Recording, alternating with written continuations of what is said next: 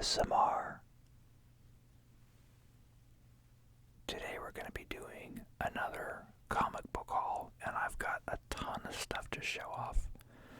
It's been a bit since I've done one of these videos, so I apologize. We've had a lot of holiday scheduling conflicts with dance recitals and Lego robotics competitions, which, by the way, my middle son, he placed in the top 7 for the competition, so he's going through the semifinals, I guess.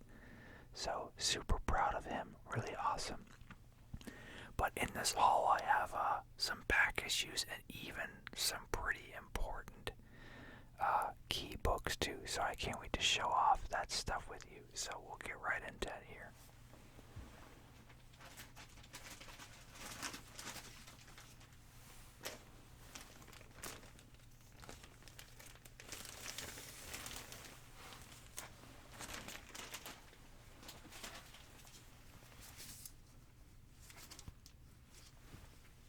So first off, we have Escape from Wyoming, number 2 from Bad Idea. And yeah, you guys know the deal. Spot gloss on matte finish. Oh, that's a nice opening sign there. Hilarious.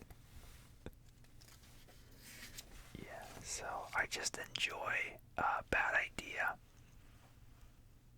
You know, they're just kind of fly in the face of a normal comic book type stuff, which, I mean, Image does that too.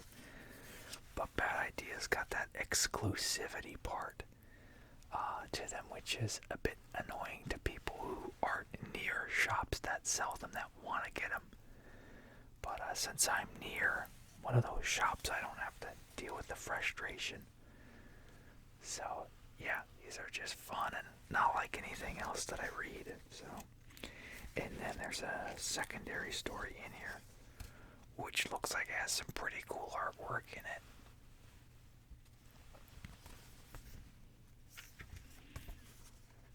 Really nice.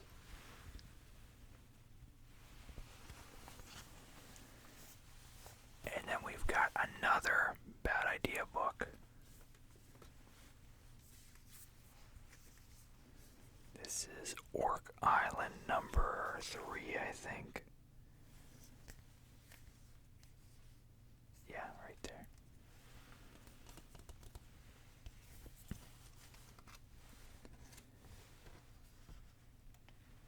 And yeah, I haven't been reading all my Bad Idea books a whole bunch just because I'm trying to keep them pristine. But at this point, I think I'm probably just gonna go back and read this stuff. Because even ENIAC, which was the first book they put out, I think that, the number 1 is valued around 200 or so. Which is pretty good, but it's not an insane amount that, I can't read and enjoy the full story because of, so. But, yeah, I've been enjoying what I have read of these guys. And I think that they're wrapping it up. At least that's what they kind of keep leading us to believe, but then they do other random stunts and ideas. And then we've got another backup here with the Bunsen Beaver, which at one of the conventions recently they had a side runoff giveaway book that came with a free donut or something. And I remember they had that beaver character with that. I did get a new thing to hold up my camera phone as well. And what's exciting about it, it gets up really high, so some of the more awkward art books I'll be able to show off more in frame. So that's pretty exciting. So now we got an Orc Island number 4 in here. Hopefully stuff will just kind of normalize. I've got some changes coming up that I really can't talk about currently, but exciting stuff, to say the least. So hopefully more opportunities to post more stuff and get some monetization going as well. I've been doing this a while. I don't think it's unheard of to get some sort of funds for the entertainment and relaxation I provide you all. I only run one ad at the beginning of the videos, so I mean you should be able to fall asleep to these and just leave it going to help out the minutes of watch time and all that. Because if basically the longer you watch, that lets YouTube know to promote it to other people. If you're enjoying the full video, it's like, oh, this is a good video because people watched it all the way through. So let's see if this has a backup story in it too. No, it doesn't look like it does. And this, I think, wraps this series in particular. And then this was actually a secret bad idea book. So this is called The First 7 Days. It's a comic about puppets. But this wasn't solicited under the other bad idea book, so this was just a random drop that they did. And I think you had to come in on the day that it came out or something to that extent, and so I was able to get this as well. I'm not going to open it just because it is a limited thing, but it's a smaller book too. It probably has about 14 or so pages, so it's not a thicker book, but it is, it's a secret and limited, so. And then we have the Immortal X-Men number 8. And yeah, X-Men has just really been playing heavy into Mr. Sinister recently. Nice, beautifully drawn woman there. Looks like Rosie the Riveter, actually. Oh, that might even be Mystique, maybe, probably.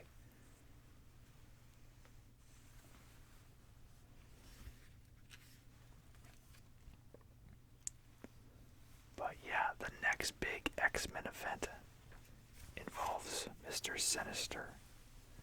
And that's really all I know about it, honestly. It's really hard to keep up because there's so many X-Men titles. It's hard to keep it straight sometimes. I love this cover. This is nice.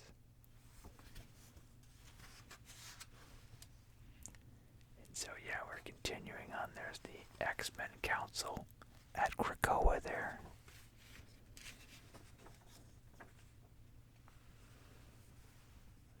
Kitty Pryde.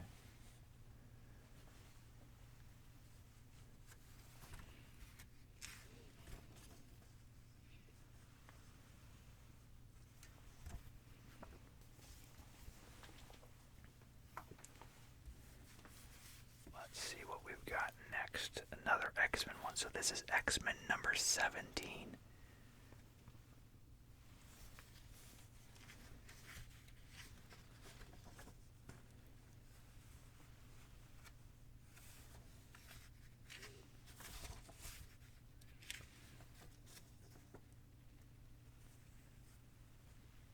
So we've got Forge wearing this fun organic. I know this is an X-Men here. I want to say, I'm blanking on which one.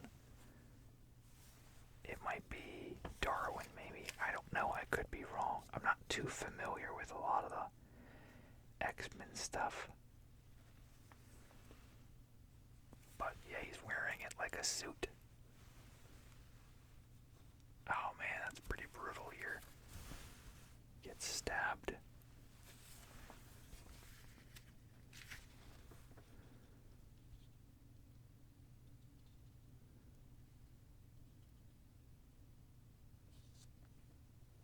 I was trying to read it a little bit to see if it'll tell me who it is.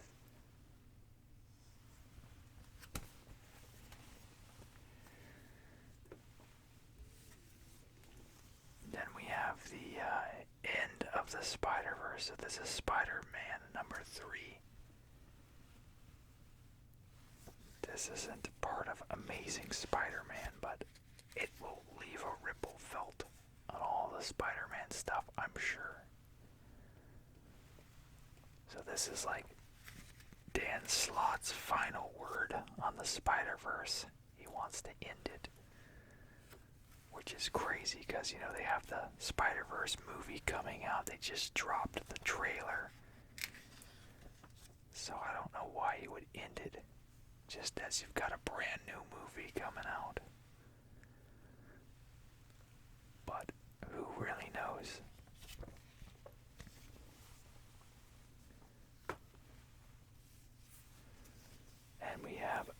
Amazing Spider-Man number 14.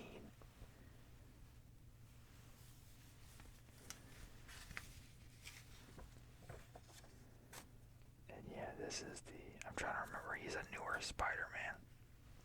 It's like a corrupted Ben Reilly. To the extent, like, he looks at himself in a mirror and he sees like a big hole taken out of the middle of his face.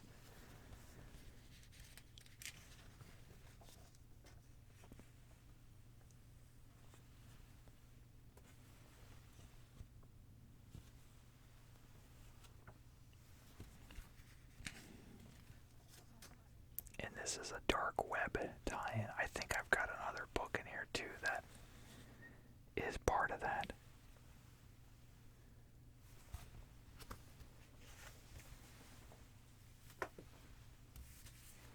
And here it is, yeah, Dark Web number 1. So this is like the big event Spidey book, which is weird because it's, going on the same time as the end of the Spider-Verse thing, so they're just really trying to milk all the Spider-Man readers.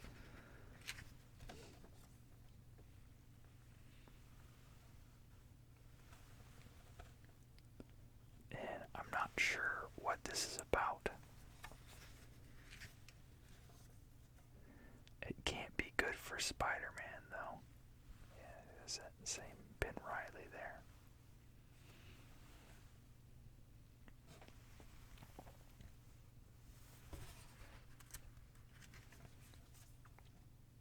It's the Goblin Queen, I believe. I could be wrong.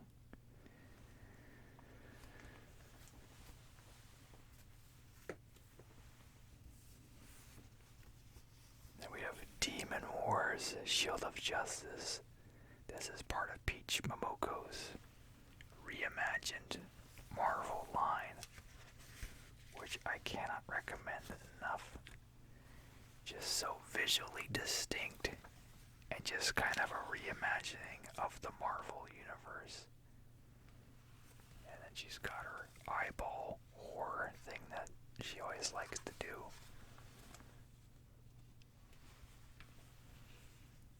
But yeah, I think the other Demon War stuff is collected in a trade now, so if you haven't read it yet, I highly recommend it. And then the back is always shown like concept stuff, so yeah, you get a bit of explanation, the yokai files on some of these characters, so really cool.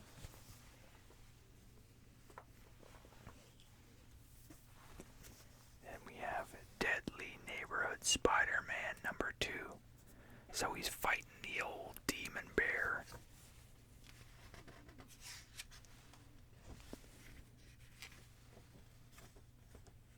And that'll be interesting. I'm pretty sure this is his first encounter with it. I think the New Mutants, look at that shot, that is cool.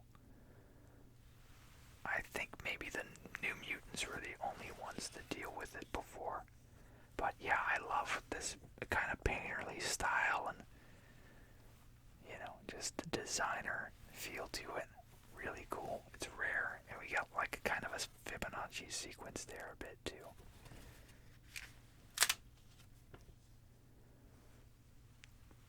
So yeah, and this is only the second one. I think this is probably going to go to 5, so definitely check this out if you're curious. And we have, so I got a bunch of Spawn DC variant covers, which is funny because none of these were even solicited. I stumbled upon these like almost right at the cutoff. So, and I've got most of these from my other place, the normal covers, so I was just trying to secure all the Spawn variants. So this is the Batman 130 Spawn. Nice Dark Knight homage there.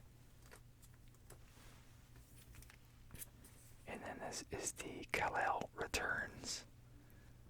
So we see Superman and Spawn. So this was just a fun opportunity to see Spawn with other DC heroes. He's got the big Batman one that had just come out.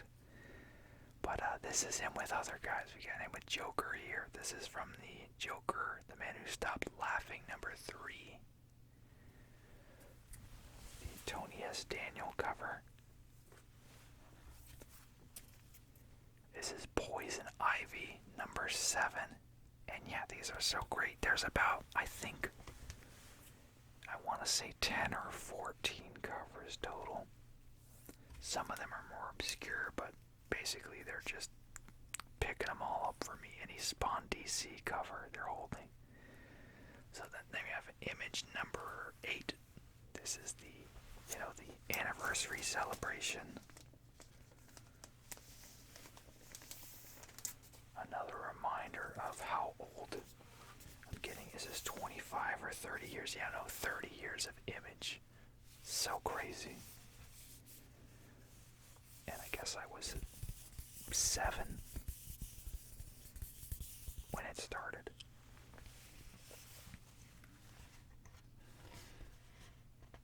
But yeah, we've got our who's who of talent there. And I'm just going to do one of these. Because there's no way I can fit it all in. There's like 10 stories of 10 artists. I saw Dark Claw story in there.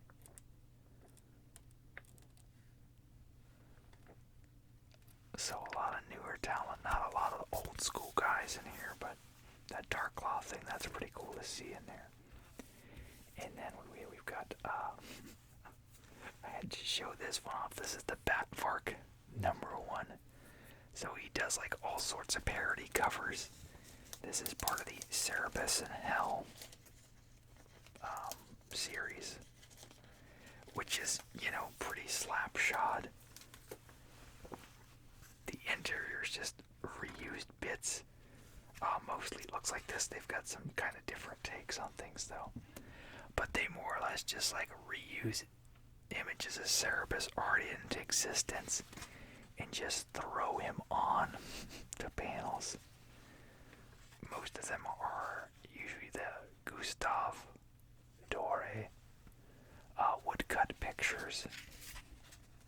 But it looks like this is a bit different. But yeah, here's one of the Gustave. The David and Goliath stuff here. But yeah, this is kind of unique. It's normally a lot more simplistic than this. So this is kind of interesting, honestly.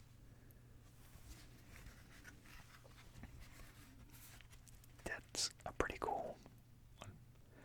But yeah, it's normally more simplistic, just kind of like a reused image of him there.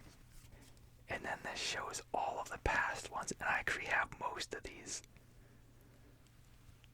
But, I figured since, Berserker is kind of at this point it's almost wrapped, but it's, a newer reference thing with Cerebus, so I thought it'd be fun to show that off.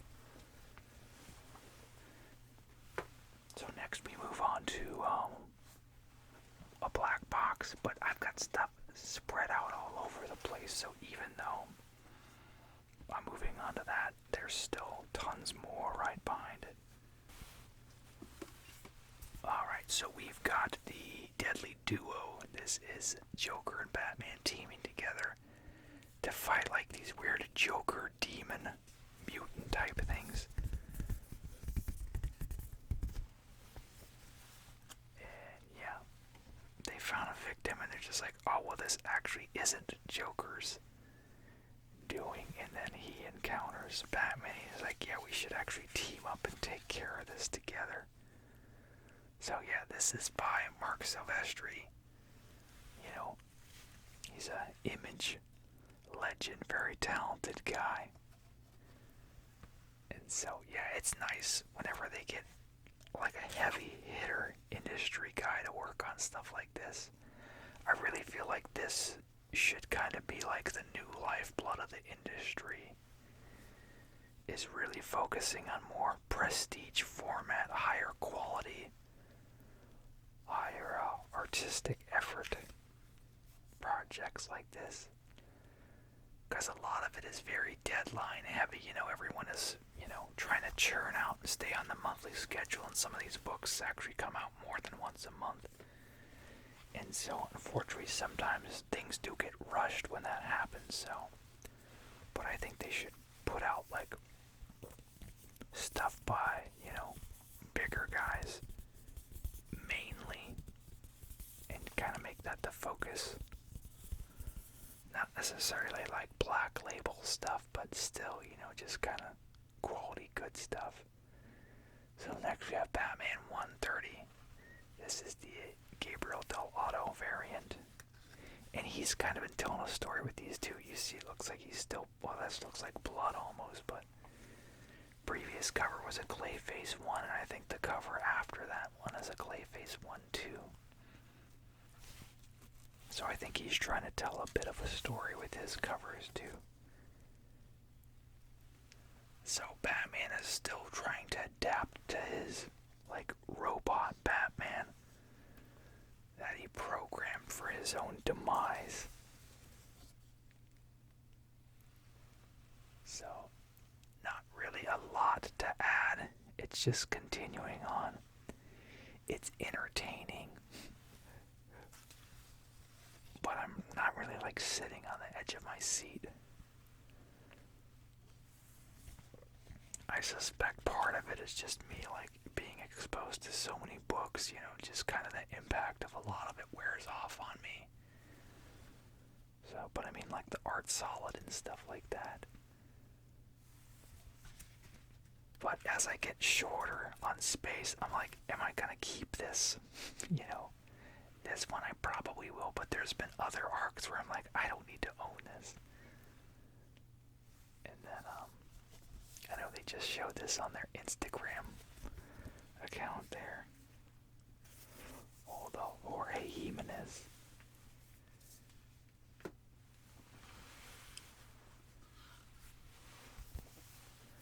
And then this is a great Christmas cover here. Joker, Who's Not Laughing, number 3. The horrifying Santa.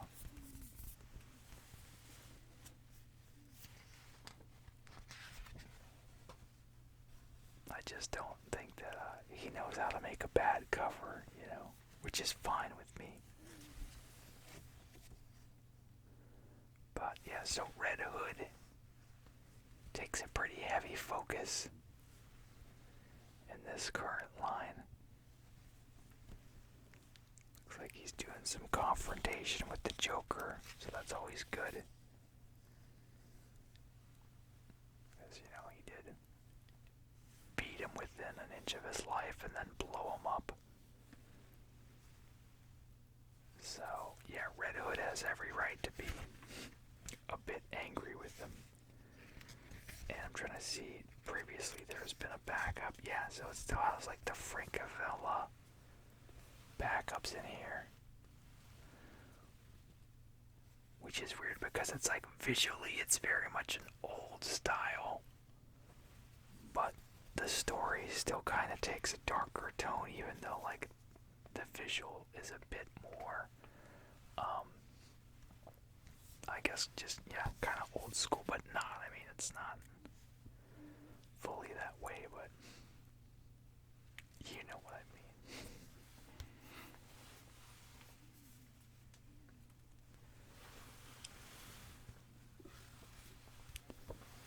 Then we have the Detective Comics annual.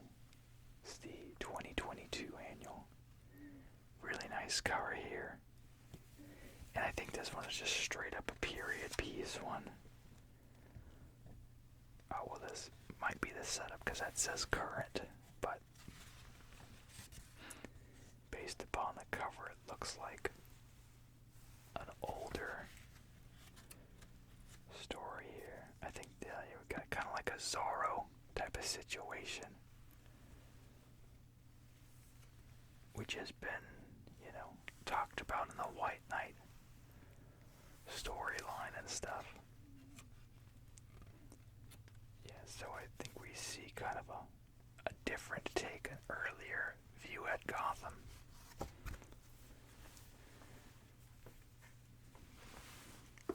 Then we have Returns special. So we have a whole ton of talent here.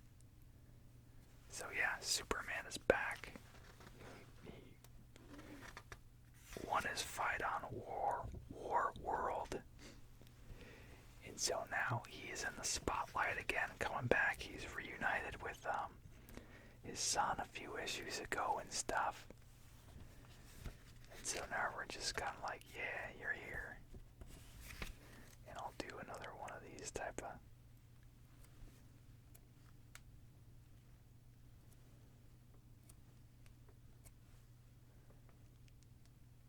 So it looks like this is the main art.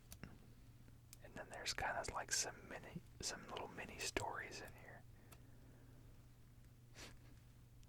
Kind of a more cartoony style there. By Dean Hayspiel. And then this is the one we're currently doing. Interesting.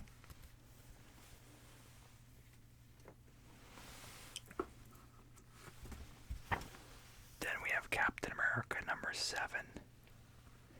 And on this cover, I believe they got the name of the book wrong. I think it's like Sentinel of Liberty. And then the other one is like Symbol of Hope or something, and they fudged the title, so they squished them together by accident. But yeah, so this is the J. Scott Campbell variant. I like how it's got like a little bit of the old school coloring blending into the new school. It's a pretty decent cover, although I think Cap looks a little bit leaner than he's typically shown. He's definitely muscular, but you know, I think a lot of him is like, you know, how Jack Kirby did it, where he's very much, you know, a brick house. I don't see that a lot in that picture, but he still looks muscular, but yeah, the current Cap story has been pretty good. He's currently at odds with Bucky, but Bucky's trying to tear apart like the outer circle, this organization tasked with more or less perverting Cap's shield from the very beginning when it was forged. In Bucky's title, he's called the New Revolution, I believe. Yeah, here's the Sinister thing I was talking about. So that's the next X-Men event. But yeah, it's been good. The art's been solid in it. It's not, you know, Epting Brubaker level, but it's been good. I haven't enjoyed a Cap story in a while, so it's nice to have that. And we have Turtles #135. The Armageddon game tie-in. Nice Eastman cover here.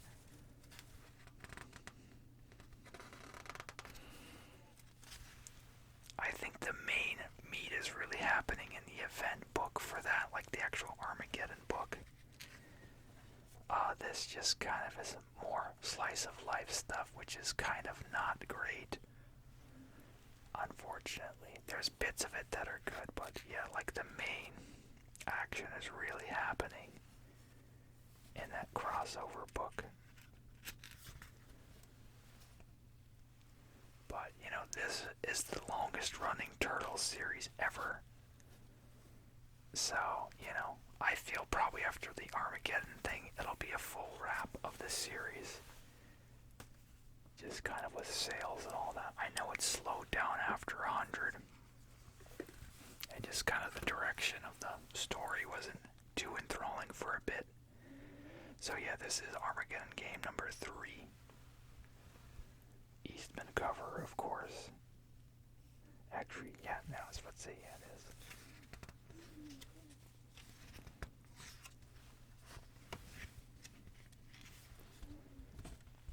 So yeah, here's the players here. So these are the threats. Well, Shredder's not a threat, he's an aide, but these guys here. And then of course we got the Turtles. So, a lot of big things in play. Stuff, characters that have been built upon. Old Hob was really an original character for IDW Turtles. and he has been a great addition. I always just love seeing him interact with all the other characters here.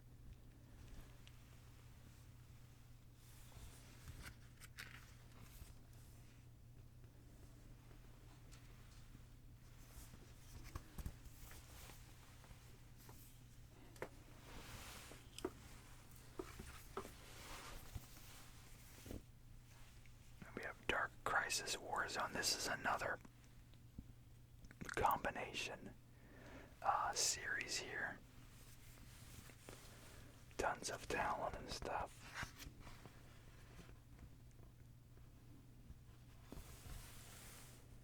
So I'll just kind of do a sampling here as well. It's a good image.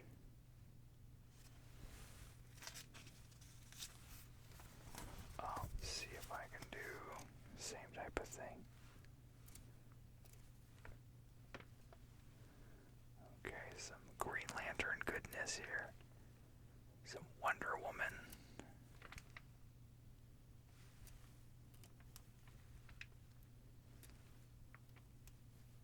Yeah, I'm not really retaining much of the Dark Crisis event, unfortunately, but I mean, it is what it is. When there's so many events, it's just kind of hard to keep track.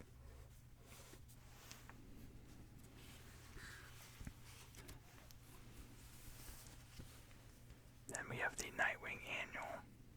This is, I want to say, the Heartstopper design cover here.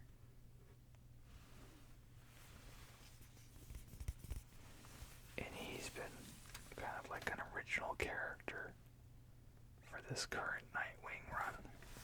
And this has been a great series. Nightwing is easily one of the best books on the market.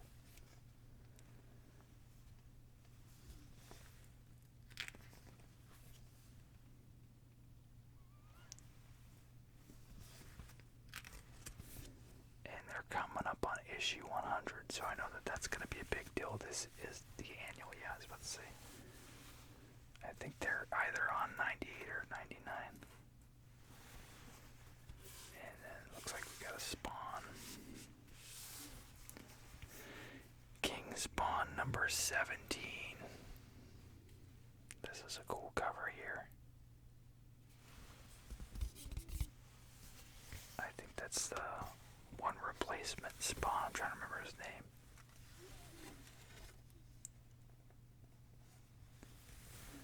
I remembered it and then I forgot it. But yeah, I love King Spawn. It retains the gritty art style. And it's pretty high stakes stuff currently, so I have a lot of good things to say about it. Look at that.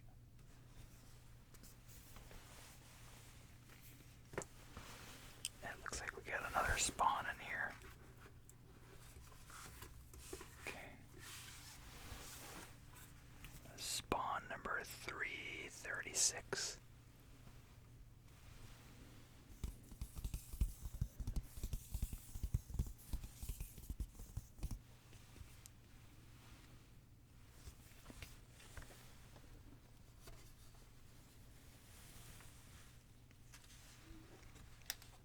This has really been playing a lot to like the Scourge series. Is it the Scorched? Scorched, I think.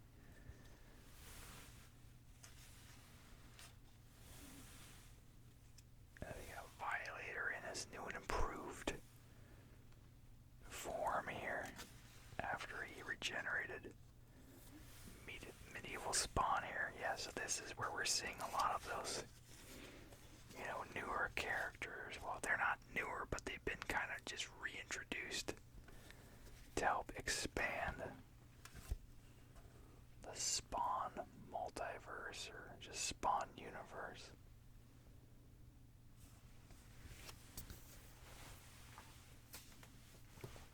Alright, so that ends the box. Let me see what I've got next. I'll just show these off briefly because it's all kind of the same sort of So I got the Man of Steel Volume 3 and 4. I've been waiting to pick these up. I actually binged through these and finished them just probably a few hours before I recorded this video. Because I bought the Superman in Exile trade like probably 2 months ago for a really good price, like $60. It's a $125 trade typically. So, but I couldn't read that until I got these. But I hadn't had the funds to get these. But yeah, this is like my favorite time period in Superman. And so, yeah, it's just,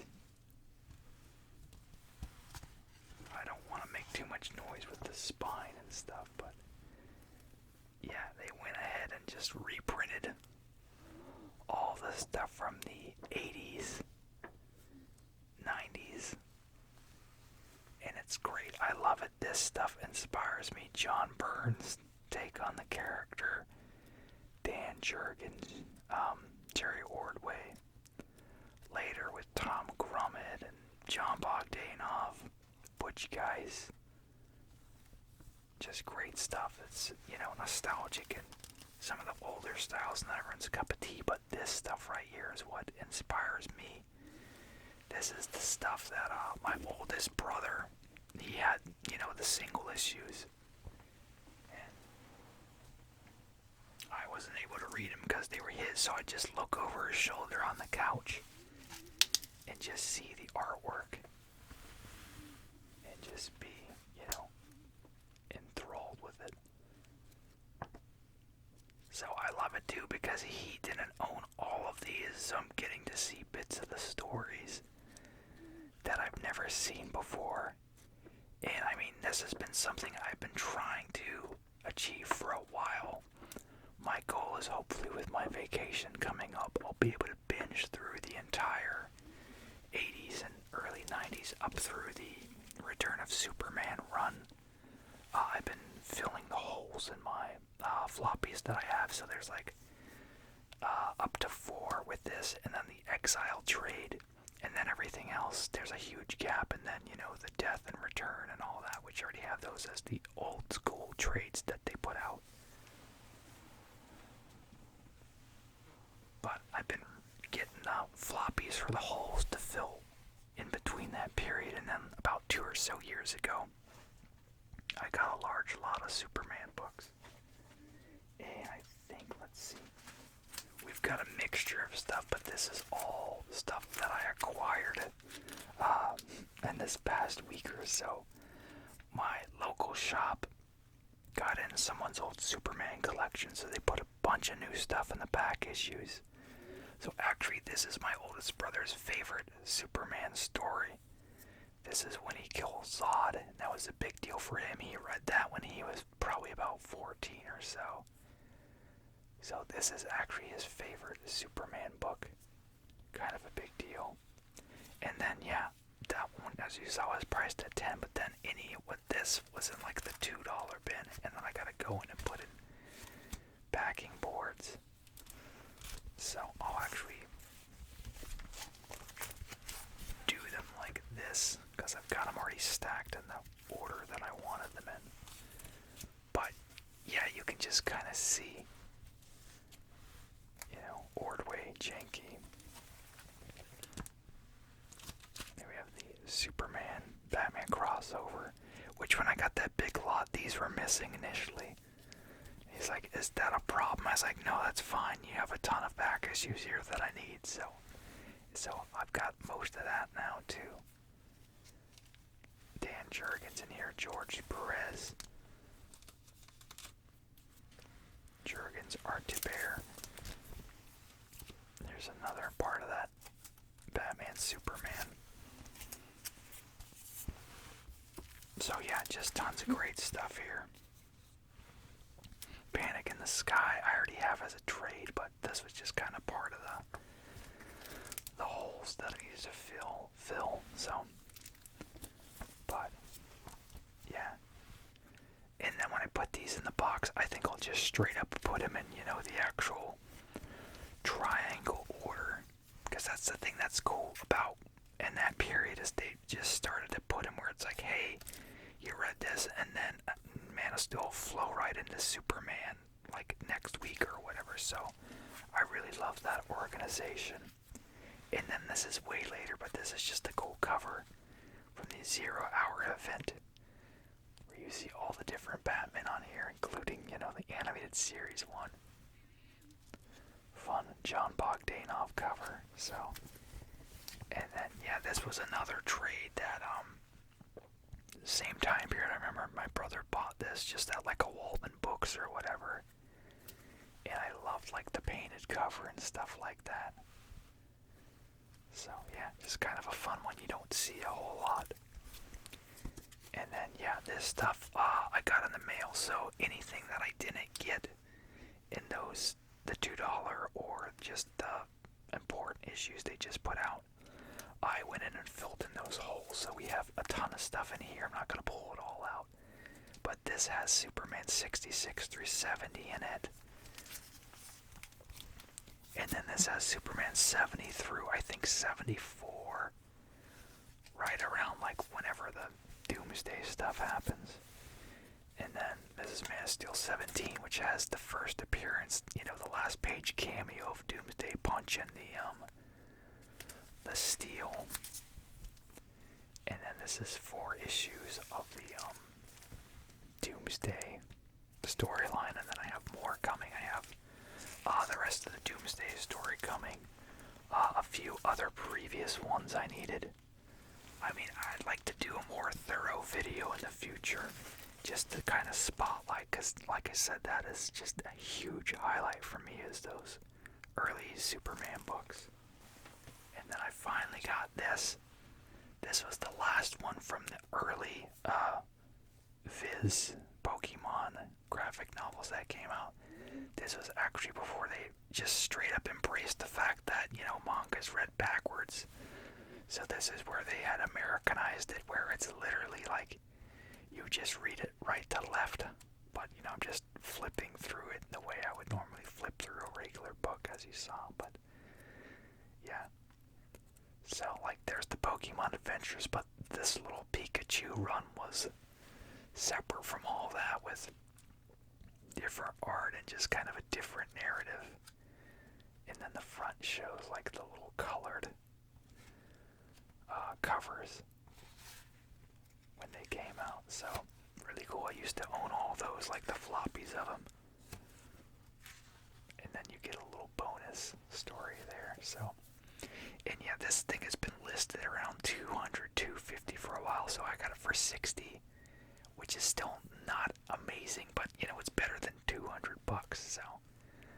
So that's why I always put stuff in my list in Amazon, because every now and then someone will list it lower, and then that's my opportunity to jump on it. So if you're someone trying to get certain trades and stuff, that's what I always recommend. Make an Amazon list and put it in your list of wanted comics or trades or whatever. And every now and then you'll just see it listing lower, and then that's just your opportunity to swoop in and get it. So as you can tell, these next books here, these are all pricier, important ones that I was talking about.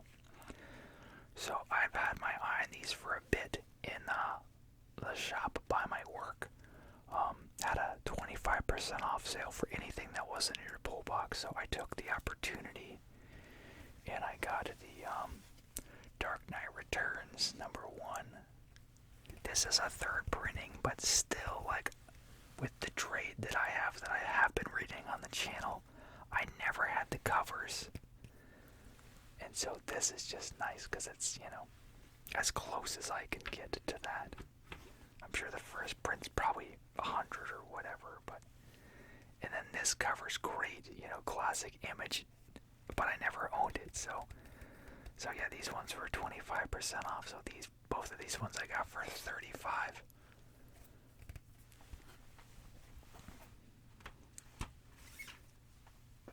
And then this is #3. This is the first printing of it.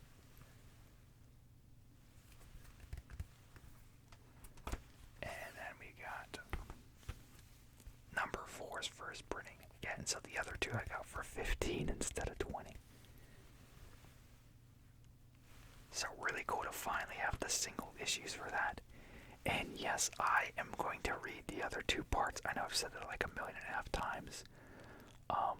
I had to go in and censor the supremacist person with the swastikas on her chest and stuff, though I just couldn't post that on this channel. So I've got the originals here, so I'm just like, I might as well go ahead and just take care of that. Because, I mean, we get the point of that without having to see that, especially for like 5 pages in a row or whatever. So finally, this is one I had my eye on for a while. This is the Amazing Spider-Man 252, the first black suit in the Amazing Spider-Man title. You know, there's the Secret Wars before it. But yeah, so this was on sale. I got it for $130. It's kind of a now or never situation. You know, more than I wanted to spend on stuff, but it's like that's the opportunity to do it. It wasn't going to get any cheaper than that, so really glad that I finally have this in my collection. My middle kid will inherit all my Spider-Man stuff, so he'll get this one day. But until I pass it on to him, it'll be mine, but so glad I have that. And yeah, so that's it. As always, make sure to like, comment, subscribe. Let me know what you want to see. I have a new PayPal in the description if you want to support the channel. And if you straight up want me to purchase something with PayPal funds, just leave a note that says, hey, this is for this trade to read or whatever, and I'll do a video of it. I just really like to see some sort of funds with the channel for doing this for so long, but I just love and appreciate you guys so much. Thanks for coming in. You all have a super slumber. Thanks.